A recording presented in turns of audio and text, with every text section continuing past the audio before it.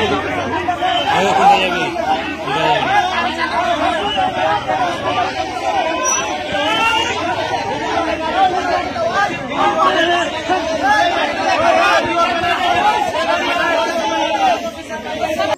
আজকে যেটা আমরা এই ভাইয়ের সাথে যে অপরাধটা হয়েছে পুলিশের, সেটা একটা ভুল বুঝাবুঝি না বুঝে এটা হয়ে গেছে, এক ধরে দেবেন একটা দুর্ঘটনা নাকি বলেন? কারণ কোনোদিন চুয়ানিও খায় না, উনি কোনো আসামিও নয়, তাহলে তার উপরে কেন? তাহলে এটা নিঃসন্দেহে একটা ভুল হয়েছে এবং এর জন্য আমরা এটা একটা সমাধান করে দিয়েছি এবং মাপসাপ লাওয়ালি হয়ে গেছে। এগুলা আর আমাদের আপত্তি নাই। এরপর থেকে আমরা এবং পুলিশ এক হয়ে আমরা গ্রামটাকে ভালো করতে চাই।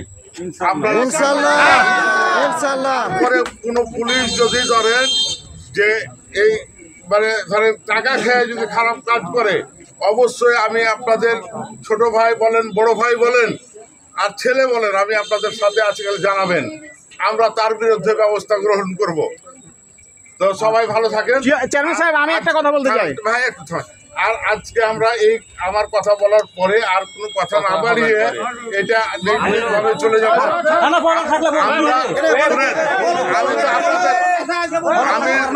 আমাকে আপনারা 2 ঘন্টা কথা বলার কোনো সমস্যা নাই, আমি আপনাদের সাথে আছি। যাতে বন্ধ হয়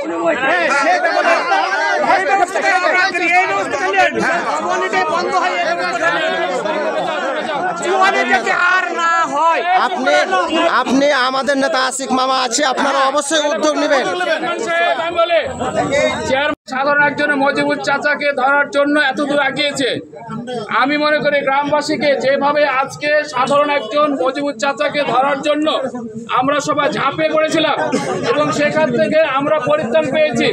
প্রশাসন বিষয়টা বুঝেছি, আমরা সবাই বুঝেছি যে মজিবুর চাচার প্রতি অন্যায় করা হয়েছিল।